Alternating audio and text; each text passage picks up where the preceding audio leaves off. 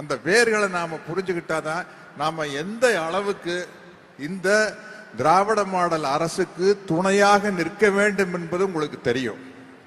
உங்களுக்கு தெரியும். எதை பார்த்தும் ஏமாந்து விடாதீர்கள். சாதனைகளின் பக்கம் நில்லுங்கள். பொதுத் தேர்வுகளில் மாணவிகள் முதலிடம் அப்படின்னு வரும் தேர்ச்சியில. ஆனால் கல்லூரி விண்ணப்பங்களில் மாணவர்கள் முதலிடம் இருக்கும், பெண்களுடைய விண்ணப்பம் கம்மியா இருக்கும். ஆனால் இன்றைக்கு தலைகீழாக மாறிக்கிட்டு இருக்குது. ஏன் அப்படின்னா, தனக்கிட்ட 1000 ரூபாய் இருக்கு, நான் போய் அப்ளிகேஷன் வாங்கிக்கணும்னு அவங்களால சொல்ல முடியும். என்கிட்ட பணம் இருக்கு, நான் போய் ஃபீஸ் கட்டிக்கணும்னு அவங்க சொல்லிக்க முடியும். யாரையும் நீ படி தாண்ட வேணான்னு சொன்னியா, நான் உனக்கு பயணம் செய்யறதுக்கு கட்டணம் இல்ல பேருந்து உனக்கு நான் தருவேன். நீ படிக்க கூடாதுன்னு சொல்றியா, நான் உனக்கு உரிமை தொகை தருவேன், நீ போய் படின்னு நீங்க அந்த விஷயங்களை செய்யக்கூடிய இந்த தொலைநோக்கு இருக்குல்ல, இன்னும் நூற்றாண்டுகள் திராவிட மாடல் இந்த தமிழ்நாட்டை முன்னேற்றி இந்தியாவினுடைய ஒரு முன்மாதிரி மாநிலமாக மாற்றுவதற்கு நாம் எல்லாரும் துணை நிற்கணும்.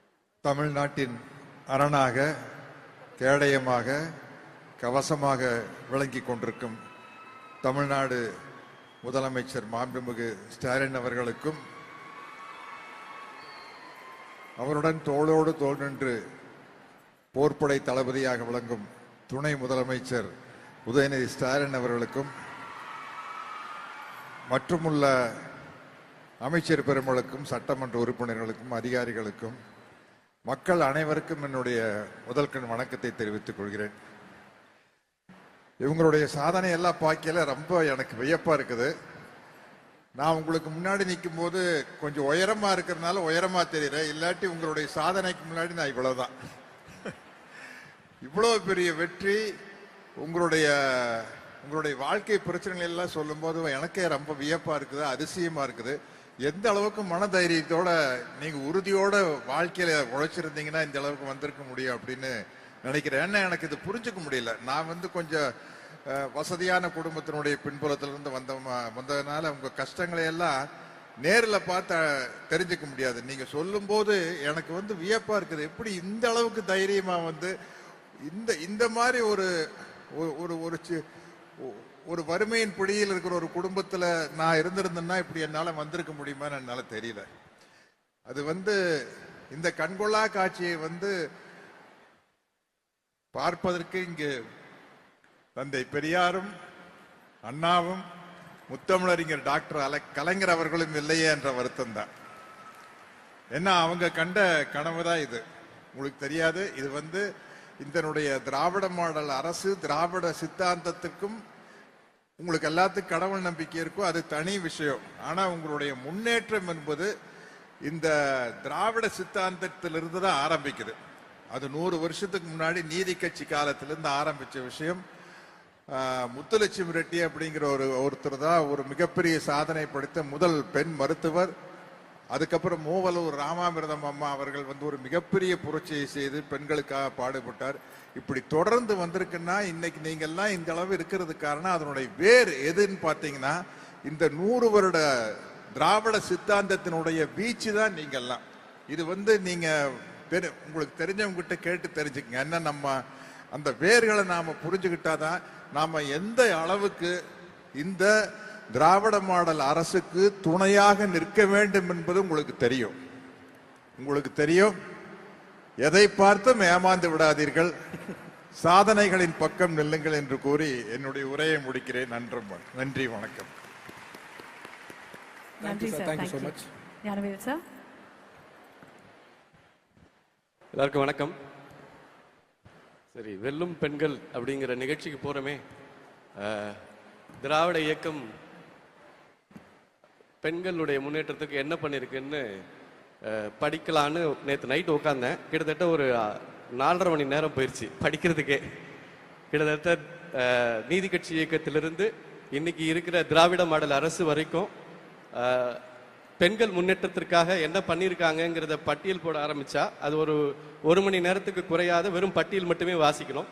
ஏன்னா முதலாக ஓட்டுரிமை அளித்ததிலிருந்து, முதல் பெண் சட்டமன்ற உறுப்பினரை உருவாக்கியதிலிருந்து, இன்னைக்கு நாடாளுமன்றத்தில் 33% இடஒதுக்கீடு திக்கி திணறிட்டு இருக்கிறப்போ அதை கலைஞர் அவர்கள் இங்க நிகழ்த்தினாரு. அது பத்தாதுன்னு சொல்லிட்டு இன்னைக்கு அவருடைய புதல்வர் 50% இடஒதுக்கீடை கொடுத்து கிட்டத்தட்ட வந்து பாத்தீங்கன்னா தமிழ்நாட்டு பெண்களை ஆட்சியில் அரியணையில் ஏற்றி உட்கார வைத்து அதிகாரத்தை வழங்கி அதுல சந்தோஷப்படுற இந்த பட்டியலை வந்து படிக்க நேரமாகுங்கிறதால சின்ன சின்ன அனுபவங்களை மட்டும் பகிர்ந்துட்டு நான் விடைபெறணும்னு நினைக்கிறேன்.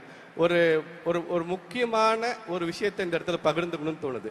என்னன்னா, திட்டங்களை மாதிரியே திட்டங்களுக்கு வைக்கப்படுகிற பெயர்கள் ரொம்ப ரொம்ப முக்கியமானது அப்படின்னு நான் நினைக்கிறேன். தமிழ்நாடு அரசினுடைய திட்டங்களுடைய பெயர்கள் இருக்கு இல்லையா, அது ஒரு வரலாற்று முக்கியத்துவம் வாய்ந்த ஒரு செயல்பாடாக இருக்கிறது அப்படின்னு. உதாரணத்துக்கு சொல்றதா இருந்தா, இப்ப நீங்க வந்து மணிமேகலை புத்தர் இருக்கிற காப்பியம், அந்த காப்பியத்துல செவிடு, குருடு, ஊமை இப்படி சொல்ல மாட்டாங்க. காது கேளாதார், வாய் பேசாதார், பார்வையற்றோர், அப்படி. அதுதான் தமிழ் பண்பாட்டினுடைய உச்சம்னு சொல்லலாம்.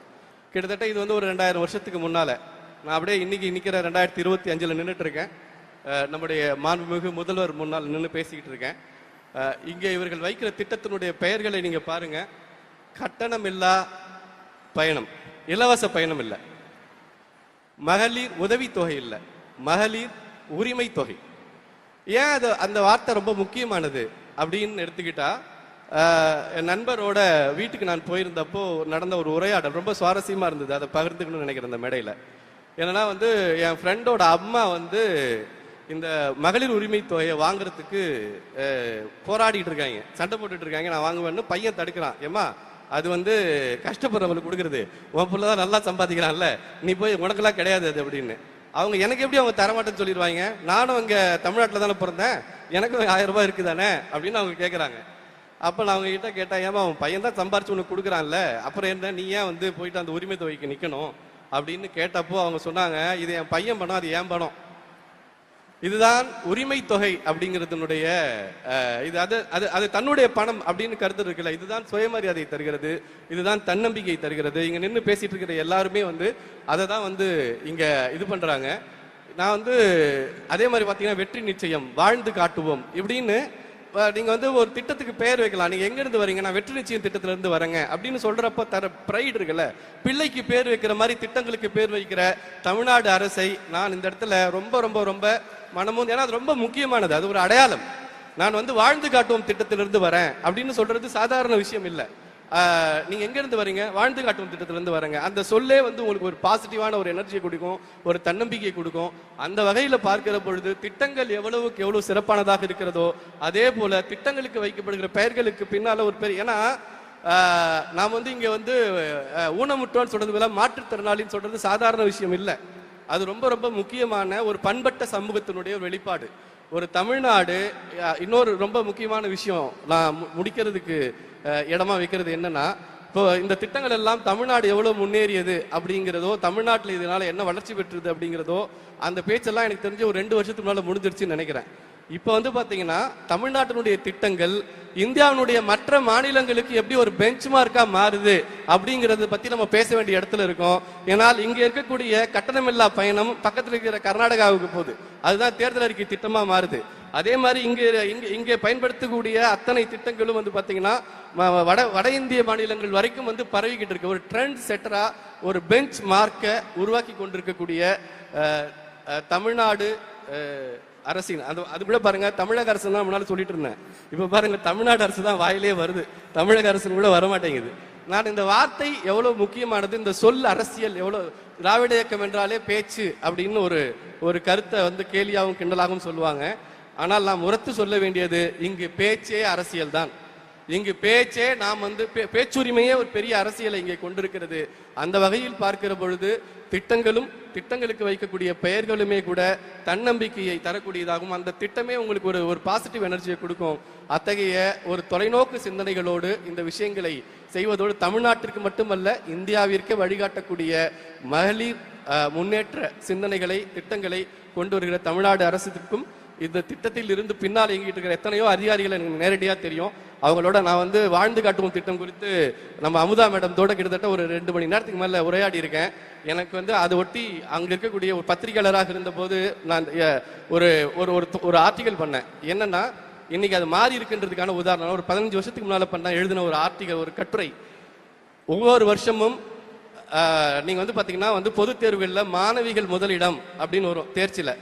ஆனால் கல்லூரி விண்ணப்பங்களில் மாணவர்கள் முதலிடம் இருக்கும், பெண்களுடைய விண்ணப்பம் கம்மியா இருக்கும். ஆனால் இன்றைக்கு தலைகீழாக மாறிக்கிட்டு இருக்குது. ஏன் அப்படின்னா, தனக்கிட்ட 1000 ரூபாய் இருக்கு, நான் போய் அப்ளிகேஷன் வாங்கிக்கணும்னு அவங்களால சொல்ல முடியும். என்கிட்ட பணம் இருக்கு, நான் போய் ஃபீஸ் கட்டிக்கணும்னு அவங்க சொல்லிக்க முடியும். யாரையும் நீ படி தாண்ட வேணான்னு சொன்னியா, நான் உனக்கு பயணம் செய்யறதுக்கு கட்டணம் இல்ல பேருந்து உனக்கு நான் தருவேன். நீ படிக்க கூடாதுன்னு சொல்றியா, நான் உனக்கு உரிமை தொகை தருவேன், நீ போய் படின்னு நீங்க அந்த விஷயங்களை செய்யக்கூடிய இந்த தொலைநோக்கு இருக்குல்ல, இன்னும் இன்னும் நூற்றாண்டுகள் திராவிட மாடல் இந்த தமிழ்நாட்டை முன்னேற்றி இந்தியாவினுடைய ஒரு முன்மாதிரி மாநிலமாக மாற்றுவதற்கு நாம் எல்லாரும் துணை நிற்கணும். அவர்கள் செயல்பட வேண்டும். அவர்கள் செயல்படுவதற்கு நான் மனப்பூர்வமாக என் வாழ்த்துக்களையும் நன்றிகளையும் தெரிவிச்சுக்கிறேன். நாம் எல்லாம் கூட நிற்போம். அடுத்த முறையும் இந்த லெகசி தொடரணும். எப்படி முதல் முறையாக 1926 மகளிருக்கு ஓட்டுரிமை கிடைத்ததோ அதே மாதிரி இன்றைக்கு தமிழ்நாட்டு பெண்களுக்கு சிறகு முளைத்திருக்கிறது. உங்கள் அத்தனை பேருக்கும் என் மனம் நிறைந்த வாழ்த்துக்களை தெரிவித்துக் கொள்கிறேன். நன்றி. ஞானவேல் சார், நீங்க சொன்னது போல 100% நீங்க சொன்னதுல ஒரு உண்மை இருக்கு. நிறைய மாநிலங்கள்ல இது போல சிமிலர் ஸ்கீம்ஸ் இருந்தாலும் கூட யாருமே மகளிர் உரிமை தொகைன்னு அவங்கள ரைட்டா சொன்னதே இல்லை. அவங்களுக்கு ஒரு சின்ன தயக்கம் இருந்துகிட்டே இருக்கு. உரிமைன்னு சொன்னா எங்க உரிமையா கேட்டுருவாங்களோ அப்படின்னு. அதனால உதவி தொகைன்னு சொல்லிட்டு இருக்க நேரங்கள்ல நம்ம ரொம்ப ரைட்டா ரொம்ப சரியா பேர் வச்சிருக்கோம், மகளிர் உரிமை தொகை.